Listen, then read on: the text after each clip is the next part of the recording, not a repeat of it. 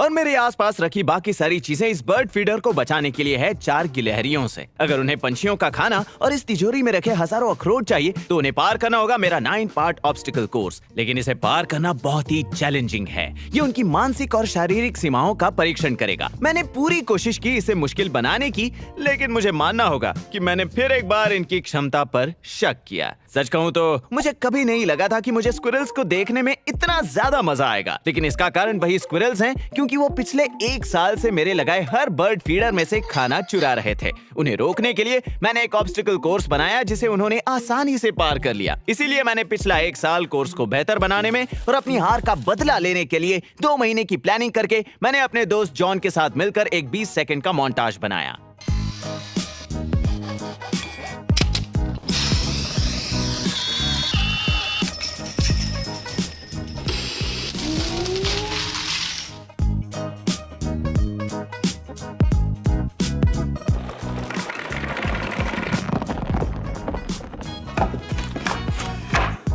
आइए इसके बारे में जानें। पहले तो ये रहा उनका मनपसंद बर्ड फीडर जिसे हमने आखिर में रखा है, जिसके नीचे है ये तिजोरी, वेस्टर्न यूनाइटेड स्टेट्स में रखी सबसे सुरक्षित अखरोट की तिजोरी। अब क्योंकि पंछी उड़ सकते हैं, वो जब चाहे यहाँ आकर जितना चाहे उतना खाना खा सकते हैं। लेकिन उन स्क्विरल्स को यहाँ तक पहुँचने के लिए मेरे बनाए खतरनाक ऑब्स्टिकल कोर्स को पार करना होगा, जो शुरू होता है यहाँ से।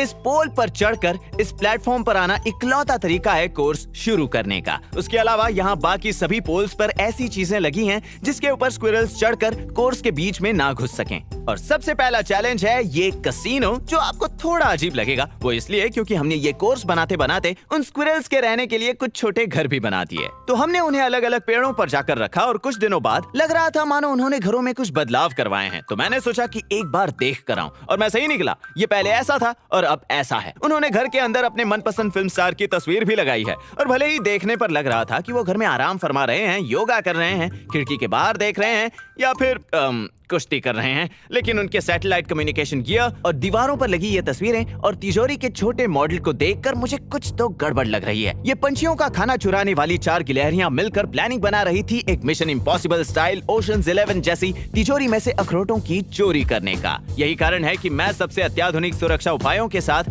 पंछियों के खाने और अखरोट की तिजोरी की रक्षा करूंगा, जैसे ओशंस 11 में उस कसिनो ने की थी। कसिनो में आने पर आपको दिखेगी एक स्लॉट मशीन और एक क्लासिक वेगस बफे, एक चेतावनी के साथ। अगर एक से ज्यादा लिया तो सिक्योरिटी अलर्ट हो जाएगी।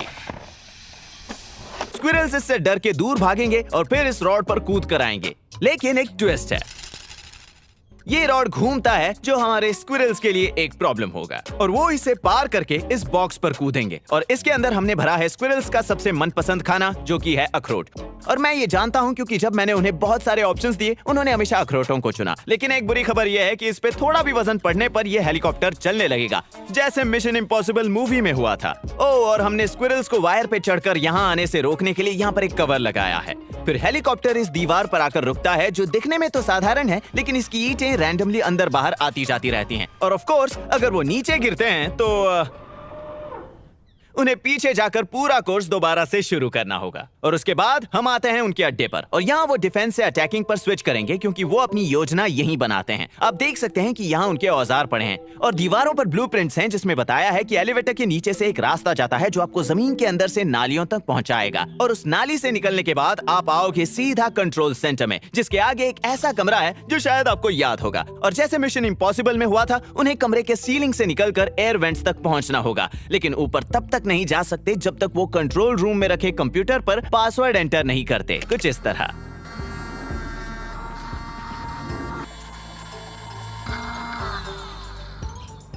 और फिर वो सीढ़ियों के जरिए चढ़कर वेंट्स में पहुंचेंगे, और वो वेंट्स एक भूल भुलैया है। यहाँ पर बहुत से अलग अलग रास्ते हैं जिसमें से उन्हें गुजरना होगा। तो अगर वो कहीं पर भी भटक जाए, वो इस भूल भुलैया से निकल सकते हैं इस one way squirrel emergency exits के जरिए, जो इस कोर्स के हर एक बंद कमरों में लगाए गए हैं। और सबसे आखिरी चुनौती है भूल भुलैया से बाहर निकलकर इन लेजर से गुजरना, जहां उनके शरीर की लचक और काबिलियत की टेस्ट होगी। अगर इनमें से किसी भी धागे को ज्यादा हिलाया तो वो धागा मेटल को छूकर सर्किट को पूरा करेंगे, जिससे ये माइक्रो कंट्रोलर एक सिग्नल भेजेगा रिले को और फिर सोलर सोलेनॉइड को, जिससे ये न्यूमैटिक पिस्टन एक्टिवेट होगा जो इस दरवाजे को 1 मिनट के लिए बंद कर देगा। और मुझे इस बात का यकीन है कि वो यहाँ तक पहुँचने के लिए छत से कूदकर ट्यूब पर आने की कोशिश करेंगे। मैंने यहाँ एक कवर रखा है और उसके आगे उन्हें भगाने के लिए एक सिक्योरिटी गार्ड। और आखिर में उन्होंने लेजर मेज और बाकी सारी बाधाओं को पार कर लिया और वो यहाँ तक पहुँचे। तो मुझे लगता है कि अगर वो तिजोरी खोल पाए इस हैंडल को इस तरह घुमा के, तो वो इन सारे अखरोटों को ले जा सकते हैं।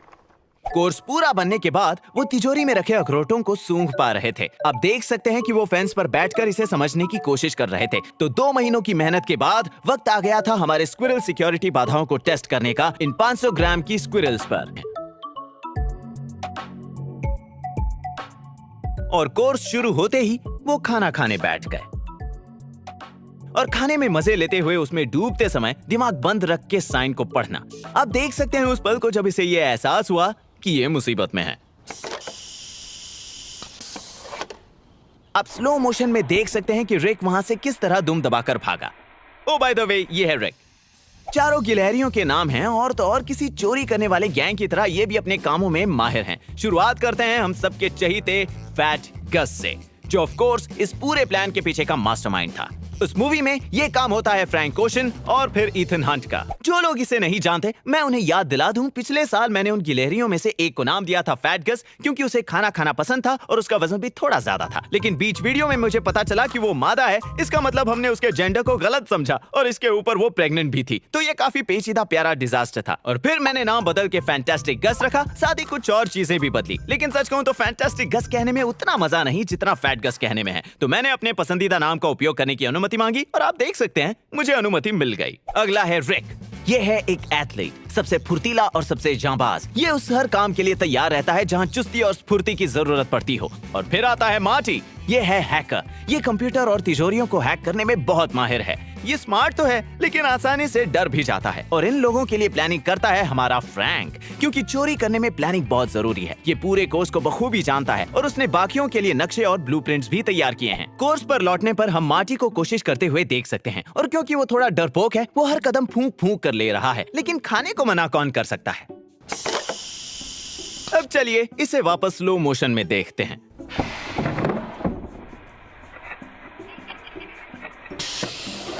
जल्द ही वो ये समझ गए कि इस कसिनो में सिक्योरिटी बहुत टाइट है और रिक ने सीधे पोल पर छलांग मारी। क्या बात है, ये रही दूसरी कोशिश।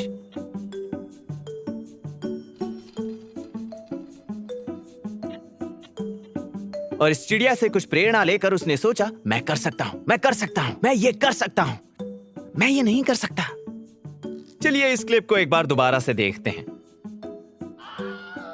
और फिर हमारे फैट गस ने कहा, मैं उन अखरोट को लेकर रहूंगा, आप मुझे देखो और सीखो। और जैसा मैंने सोचा था बिल्कुल वैसा ही हुआ।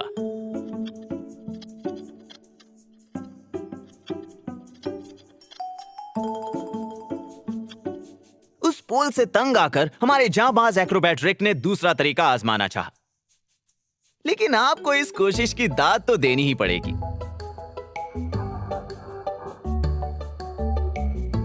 हमारा समझदार फ्रैंक ये जानता था कि छत से जुड़ी वायर उस हेलीकॉप्टर तक जाती है, तो उसने पीछे से घुसने की कोशिश की, लेकिन उसे हार मानकर वापस लौटना पड़ा। आखिरकार हमारा हैकर मार्टी ये समझ गया कि इसे तेजी से पार करने पर उस पोल को घूमने का वक्त नहीं मिल पाता। और फिर रिक ने भी यही वाला पैंतरा आजमाया। तो लगभग 2 दिनों में सारी गिलहरियां पहले पड़ाव को इतनी तेजी से पार कर पा रहे थे और धीरे धीरे वो तिजोरी मुझे कम सुरक्षित लगने लगी थी। फैट गस ने सोचा, रुको, क्या ये हिल रहा है? लो मैं चला। रिक ने सोचा कि अगर वो बॉक्स में नहीं बैठेगा तो वो नहीं लेंगे। और जैसे ही उसे पता चला कि वो गलत था, उसने वहां से छलांग मार ली। और मैं आपको याद दिला दूं कि स्क्विरल्स मैमल्स की वो प्रजाति हैं जो किसी भी ऊंचाई से कूदने पर बच सकती हैं। आप यहाँ देख सकते हैं कि वो कैसे ड्रैग बढ़ाने के लिए अपने शरीर को फैला देते हैं, बिल्कुल किसी पैराशूट की तरह। लेकिन फिर भी हम उनसे पूछते हैं, तुम ठीक तो हो ना? हाँ, मैं ठीक हूँ। और हमारे डरपोक मार्टी द हैकर ने सोचा, मैं इतनी जल्दी नहीं मरना चाहता। आखिर में हमारे जांबाज लीडर फैट गस ने ये सबको समझाया कि ये राइड बिल्कुल सुरक्षित है। और जल्द ही फ्रैंक और बाकी सभी मेंबर्स पीछे पीछे आ गए। अब आते हैं हमारी बनाई गई हिलती हुई दीवार की तरफ। सबसे पहले है फैट गस, जिसने शुरू होते ही वहां से कूदकर अपना पैराशूट निकाल लिया। और रिक मंजिल के काफी करीब था। जैसे ही डरपोक मार्टी ने जमीन को खिसकता देखा, उसने कूदकर अपने आप को झाड़ियों में फेंक दिया। और भले ही ऐसा काफी बार हुआ कि इन हिलती हुई ईंटों के कारण गिलहरियों को ये कोर्स वापस से शुरू करना पड़ा। मजा तो तब आया जब मार्टी ये सोचकर डर रहा था कि उसके पैरों तले ईंट खिसकने वाली है, जबकि इनमें से किसी भी क्लिप में दीवार का पावर ऑन ही नहीं था। और एक बार फिर से फैट गस की समझदारी के कारण धीरे धीरे वो पिछले हर चैलेंज की तरह ही इस दीवार को भी अच्छी तरह समझकर तेजी से पार करना सीख गए। और मैं आपको बताना चाहता हूं कि इस कोर्स को पार करने सिर्फ स्क्विरल्स ही नहीं आते। ये है स्प्लिंटर द रैट, और वो रहा उसका एक और दोस्त। वो हर रात इन सारे घरों के चक्कर लगाता है, जो कभी कभी खाली होते हैं और कभी कभी भरे हुए। फ्रैंक उन्हें अपने घर से दूर भगा रहा है। आप इन घरों में ये कचरा देख रहे हैं, ये स्क्विरल्स ने घोंसले के लिए अलग अलग चीजें जमा करके बनाया है, या फिर अपने भाई बंधुओं से चोरी करके। और ये सारे फैंस के लिए फैट गस की तरफ से एक क्यूट सा सांता क्लॉज कॉस्प्ले, चाहे हो स्प्लिंटर और उसके साथी, या फिर ये खतरनाक पॉसम्स। जानवरों की कई अलग अलग प्रजातियां हमारे शहरी घरों के आंगन से गुजरती हैं। खासकर ये बेवकूफ डॉगी, जो पता नहीं क्यों उन गिलहरियों के पीछे ना भागकर मेरे कैमरे के पीछे पड़ा है। तो चलिए वापस चलते हैं हमारे स्क्विरल हाइड आउट की ओर, जहां ये चोर अपने काम को अंजाम दे रहे हैं।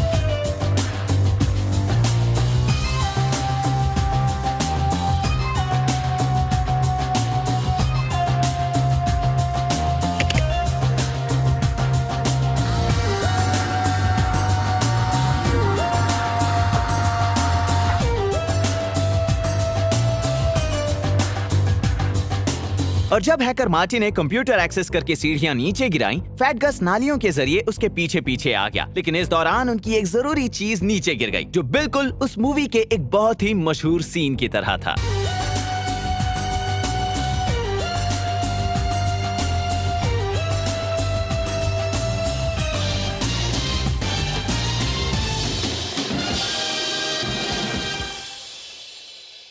और मैं आपको बता दूं कि उन्हें वो एग्जिट डोर तुरंत मिल गया, और उस वन वे डोर ने बिल्कुल उसी तरह काम किया जैसे करना चाहिए था। और भूल भुलैया में फ्रैंक ने अपना कमाल दिखाया। आप देख सकते हैं कि कैसे वो एग्जिट डोर्स को अपने ब्लूप्रिंट्स के साथ मिलाकर देख रहा है, ताकि आगे कोई गड़बड़ ना हो। और इसे ठीक से सब कुछ समझने पर वो अंदर जाकर पहली बार में इसे पार कर लेता है। जरा इसका कॉन्फिडेंस तो देखो। और दूसरी तरफ है मार्टी, जो सोच रहा है ठीक है बाएं जाना था, नहीं सीधे, नहीं शायद दाएं, मुझे मैप पढ़ लेना चाहिए था। और इसका परिणाम है हमारे भुलक्कड़ मार्टी का इस भूल भुलैया में बुरी तरह खो जाना। तो फ्रैंक आकर उसकी मदद करने की कोशिश करता है, लेकिन मार्टी खुश होने की जगह उल्टा घबरा जाता है। फिर फ्रैंक अंदर जाकर उसे बाहर का रास्ता दिखाता है, और मार्टी को थोड़ा समझाने पर वो इस भूल भुलैया को पार कर लेता है। इस दौरान फैट गस इन पर नजर रख रहा था। फोकस मार्टी, शाबाश। अब आते हैं लेजर मेज पर। जांबाज रिक को अपनी पहली कोशिश पर लगा नहीं कुछ गड़बड़ है, और मेरी उम्मीद के मुताबिक वो ट्यून यू के ऊपर चढ़ गया और सोचा हाँ मैं ये कर सकता हूं। लेकिन वो ये नहीं कर पाया। इसे बिना स्लो मोशन के देखने पर आपको ये खतरनाक लगेगा, लेकिन इस दूसरी कोशिश को ध्यान से देखने पर हमें पता चलेगा कि गिलहरियों ने हमेशा पैरों पर लैंड करने के लिए फिजिक्स में महारत हासिल की है। क्या आपने देखा? पहले तो ये लैंडिंग टारगेट पर अपने सिर को लॉक कर देते हैं, वो भी 300 मिलीसेकंड्स के अंदर। अगर आप वीडियो को पीछे करके किसी भी छलांग को देखें तो आप देखोगे कि ये सबसे पहले अपना सिर टारगेट पर लॉक करते हैं, और फिर आइस स्केटर की तरह कंजर्वेशन ऑफ एंगुलर मोमेंटम का इस्तेमाल करके अपने हाथों और पैरों को सही वक्त पर अंदर बाहर करके घूमते हैं और अपनी ओरिएंटेशन को सीधा करते हैं। इन दोनों खासियतों को मिलाइए इनके पैराशूट और लैंडिंग के वक्त इनके शॉक एब्जॉर्बर पैरों के साथ, और आप समझ जाओगे कि ये ऊंचे पेड़ों पर क्यों रहते हैं। इनफैक्ट स्क्विरल्स धरती पर पिछले 30 मिलियन मिलियन सालों से हैं, लेकिन इतने सालों में भी वो बहुत ज्यादा इवॉल्व नहीं हुए हैं। फिर रिक ने सोचा ठीक है, मैं बाकी स्क्विरल्स की तरह ट्यूब के जरिए आऊंगा। ये क्या है? देखा, मैंने कहा था ना कुछ गड़बड़ है।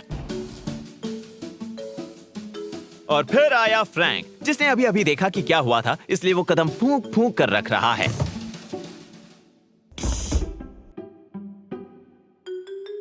लेकिन दूसरी बार वो वापस यहां लौटा और इसे पार कर गया। और आखिर में इसमें कोई शक नहीं कि हमारा मास्टरमाइंड फैट गस ही वो पहला स्क्विरल होगा जो हमारे बनाए इस लेजर मेज को पार करके सीधा पहुंचेगा अखरोटों से भरी तिजोरी की ओर। लेकिन अपनी आदत से मजबूर फैट गस सिर्फ बाहर रखे उन अखरोटों को उठाकर भाग गया, जैसा कि आप देख सकते हैं, जिसकी वजह से तिजोरी को खोलने का मौका मिला हमारे हैकर मार्टी को। और जरा इसके चेहरे पर इस खुशी को तो देखिए।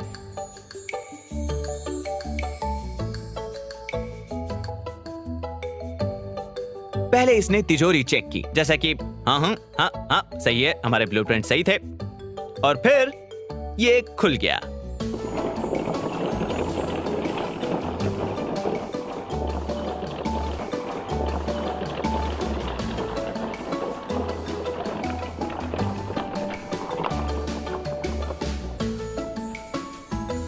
एक बार ये तिजोरी खुल गई तो ये नेट नीचे आ जाता है ताकि वो अपने खजाने तक आसानी से पहुंच पाए। लेकिन दिलचस्प बात ये है कि अक्सर अखरोट मिलने के बाद कूदने के बजाय वो वापस कोर्स के रास्ते से ही पीछे जाते हैं। ये हमारा डरपोक मार्टी पता नहीं लेजर से क्यों डर गया, जबकि मैं पहले ही सिस्टम ऑफ कर चुका हूँ।